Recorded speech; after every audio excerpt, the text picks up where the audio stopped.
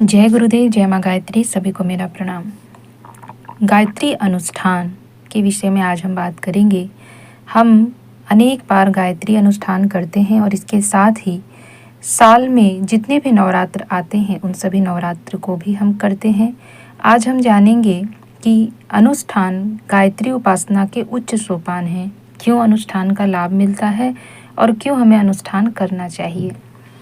एक नागरिक प्रश्न करता है, आर्य, वह कौन सी उपासना है जिससे जातीय जीवन गौरवान्वित होता है। इस पर गोपथ ब्राह्मण के रचयिता ने उत्तर दिया, हे तात, समस्त वेदों का तेज गायत्री है। साम वेद का यह छंद ही 24 स्तंभों का वह दिव्य तेज है जिसे धारण करने वालों की वंश परंपरा तेजस्वी होती है।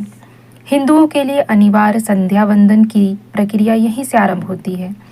इस ब्रह्म तेज को धारण करने वाली हिंदू जाति को शौर्य, साहस और स्वाभिमान की दृष्टि से कोई परास्त नहीं कर सकता। यहाँ का कर्मयोग विख्यात है। यहाँ के पारिवारिक जीवन का शील और सदाचार, यहाँ के व्यक्तिगत जीवन की निष्ठाएं जब तक मानव वंश हैं अजर अमर बनी रहेगी। यह गायत्री उपासना के ही बल पर था। यह दुर्भाग्य ही है कि कालांतर में इस पुण्य परंपरा के विशृंखलित हो जाने से कारण जातीय जीवन निस्तेज और निष्प्राण होता गया। किंतु युग निर्माण योजना ने अब अंधकार को दूर कर दिया है। लंबे समय तक उसे अपनी आजीविका का साधन बनाकर बंदी गृह में मिथ्या भ्रांतियों में डाले रखकर उस महान विज्ञान से वंचित रखा गया। अब वैसा नहीं रहा। गायत्री उपासना का पुण्य लाभ हर कोई प्राप्त कर सकता है। प्रातः, मध्याह्न और संध्या साधना के विधान में निश्चित है। अपनी सुविधा के अनुसार कम या अधिक मात्रा में गायत्री उपासना का मुफ्त लाभ हर कोई ले सकता है। उससे उच्च स्तर का ब्रह्म तेज, सिद्धि और प्राण की प्रचुर मात्रा अर्जित करनी हो, किसी सांसारिक कठिनाइयों को पार करना हो अथवा कोई सकाम प्रयोजन हो, उसके लिए गायत्री की विशेष साधनाएं संपन्न की जाती हैं। यूँ तो गायत्री नित्य उपासना करने योग्य है। त्रिकाल संध्या में प्रातः, मध्याह्न, सायं 3 बार उसकी उपासना करने का नित्य क्रम शास्त्रों में आवश्यक बताया गया है।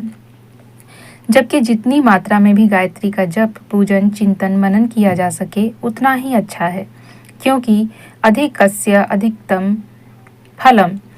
परंतु किसी विशेष प्रयोजन के लिए जब विशेष शक्ति का संचय करना पड़ता है तो उसके लिए एक विशेष क्रिया की जाती है। इस क्रिया को अनुष्ठान नाम से पुकारते हैं।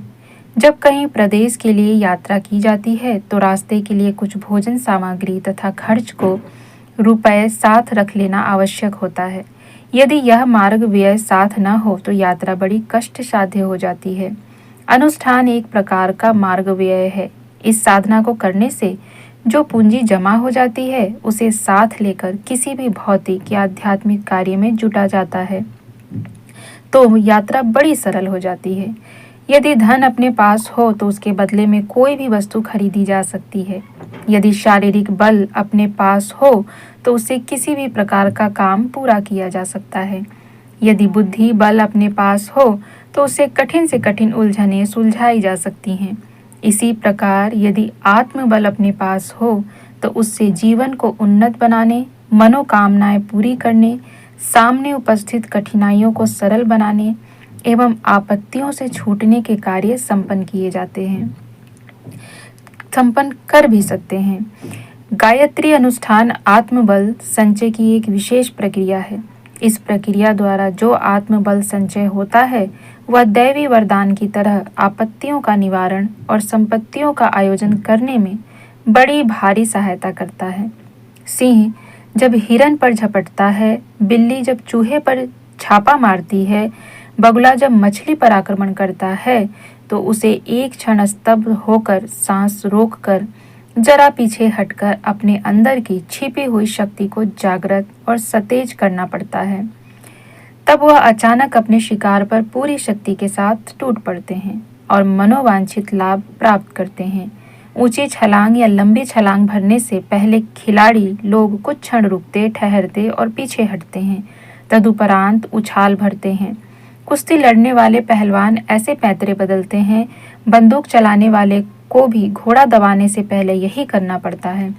अनुष्ठान द्वारा यही कार्य आध्यात्मिक आधार पर होता है। किसी विपत्ति को छलांग कर पार करना है या कोई सफलता प्राप्त करनी है तो उस लक्ष्य पर टूट पड़ने के लिए जो शक्ति संचय आवश्यक है वह अनुष्ठान द्वारा प्राप्त होती है। बच्चा दिन भर माँ माँ पुकारता रहता है। माता भी दिन भर बेटा लल्ला कहकर उसको उत्तर देती रहती है। यह लाड़ दुलार यूं ही दिन भर चलता रहता है। पर जो कोई विशेष आवश्यकता पड़ती है, कष्ट होता है, कठिनाई आती है, आशंका होती है या सहायता की जरूरत पड़ती है तो बालक विशेष बलपूर्वक विशेष स्वर से माता को पुकारता है। इस विशेष पुकार को सुनकर माता अपने अन्य कामों को छोड़कर बालक के पास दौड़ी आती है और उसकी सहायता करती है। अनुष्ठान साधक की ऐसी ही पुकार है जिसमें विशेष बल एवं आकर्षण होता है। उस आकर्षण से गायत्री शक्ति विशेष रूप से साधक के समीप एकत्रित हो जाती है। जब सांसारिक प्रयत्न असफल हो रहे हो, आपत्ति का निवारण होने का मार्ग न सूझ पड़ता हो, चारों ओर अंधकार छाया हुआ हो, भविष्य निराशाजनक दिखाई दे रहा हो, परिस्थितियां दिन दिन बिगड़ती जाती हो, सीधा करते उल्टा परिणाम निकलता हो तो स्वभावतः मनुष्य के हाथ पैर फूल जाते हैं। चिंताग्रस्त और उद्विग्न मनुष्य की बुद्धि ठीक काम नहीं करती।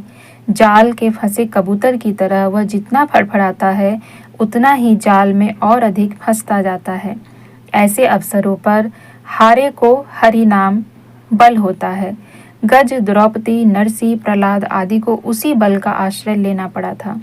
देखा गया है कि कई बार जब सांसारिक प्रयत्न कुछ विशेष कारगर नहीं होते तो दैवी सहायता मिलने पर सारी स्थिति ही बदल जाती है और विपदाओं की रात्रि के घोर अंधकार को चीरकर अचानक ऐसी बिजली कौंध जाती है जिसके प्रकाश से पार होने का रास्ता मिल जाता है। अनुष्ठान ऐसी ही प्रक्रिया है। वह हारे हुए का चित्कार है जिससे देवताओं का सिंहासन हिलता है। अनुष्ठान का विस्फोट हृदयाकाश में ऐसे प्रकाश के रूप में होता है जिसके द्वारा विपत्तिग्रस्त को पार होने का रास्ता दिखाई दे जाता है। सांसारिक कठिनाइयों में, मानसिक उलझनों में, आंतरिक उद्वेगों में गायत्री अनुष्ठान से असाधारण सहायता मिलती है। यह ठीक है कि किसी को सोने का घड़ा भरकर अशर्फियाँ गायत्री नहीं दे जाती, पर यह ठीक है कि उसके प्रभाव से मनोभूमि में ऐसे मौलिक परिवर्तन होते हैं जिनके कारण कठिनाई का उचित हल निकल आता है। उपासक में ऐसी बुद्धि, ऐसी प्रतिभा, ऐसी सूझ, ऐसी दूरदर्शिता पैदा हो जाती है जिसके कारण वह ऐसा रास्ता प्राप्त कर लेता है जो कठिनाई के निवारण में रामबाण की तरह फलप्रद सिद्ध होता है। भ्रांत मस्तिष्क में कुछ असंगत, असंभव और अनावश्यक विचारधाराएं, कामनाएं, मान्यताएं घुस पड़ती हैं जिनके कारण वह व्यक्ति अकारण दुखी बना रहता है। गायत्री साधना से मस्तिष्क का ऐसा परिमार्जन हो जाता है जिसमें कुछ समय पहले जो बातें अत्यंत आवश्यक और महत्वपूर्ण लगती थी वे ही पीछे अनावश्यक और अनुपयुक्त जचने लगती है। वह उधर से मुंह मोड़ लेता है।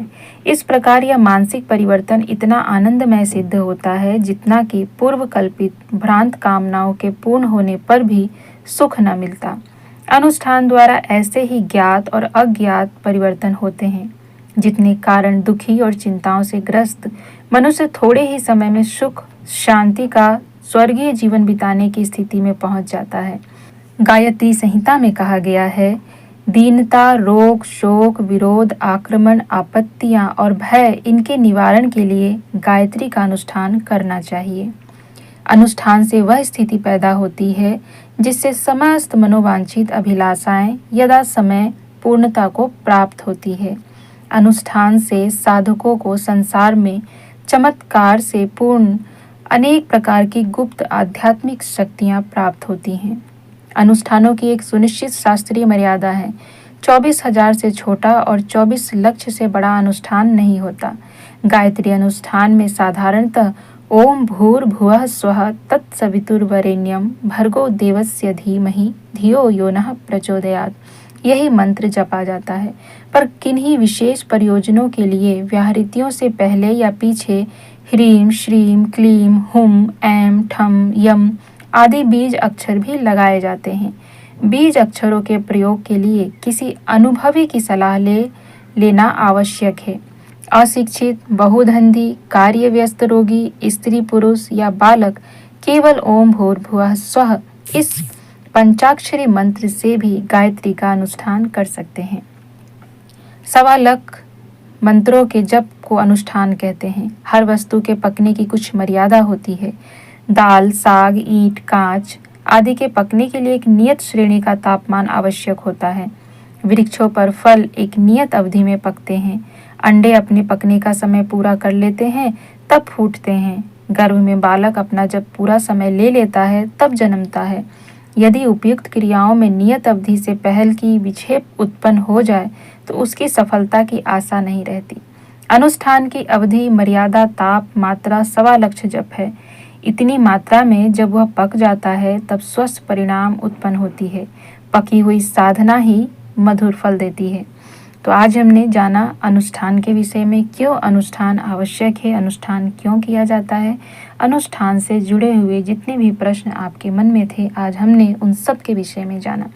तो आने वाले चैत्र नवरात्रि में और इसके बाद भी जितने समय भी आपको अनुष्ठान करने का मौका मिले या अन्य नवरात्रियों में भी आपको अनुष्ठान करने का मौका मिले तो अनुष्ठान अवश्य कीजिए।